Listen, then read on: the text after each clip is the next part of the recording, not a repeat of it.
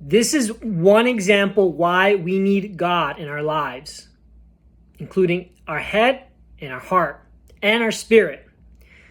I just came from the library and I was thanking God for the circumstance of getting a library card. And there is an individual waiting as well for something else. And he was overhearing me speaking with the librarian at the desk. And he was basically saying, like, I can't turn to God.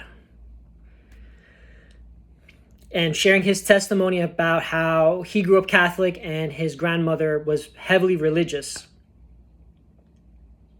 So I can sense his hardening in his heart.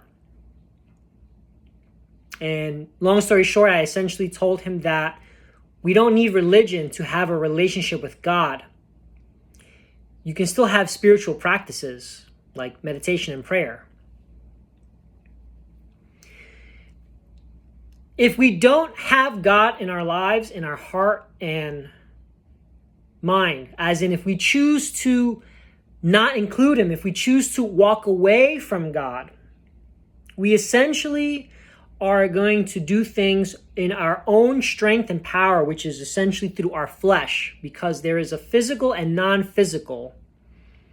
And when you do that, you're basically denying the Holy Spirit within you. And that also ultimately leads you, because you're basically trying to become your own God, which is because of pride and ego. And that essentially leads you to be more susceptible to unholy spirits, like the spirit of manipulation, the spirit of deception, and also where you're more likely to lie, cheat, and steal.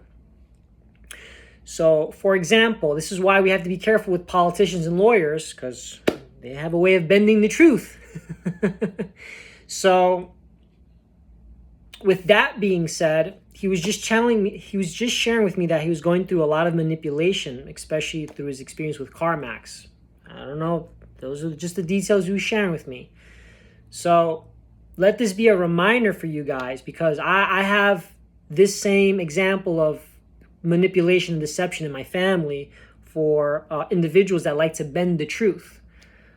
There's certain individuals where I can ask them a question, they won't give me the answer of the question I asked. So when I regurgitate that was in my question, then they just bend the truth to make themselves right, to make themselves win the argument, because some people don't want to be correct, and that's because some people don't want to humble themselves or surrender themselves that they made a mistake. And that's because of pride and ego. Whereas pride is also the start of every sin. So let this be a reminder for you guys that you need God in your heart and in your mind and in your spirit. Have a blessed day. God bless you.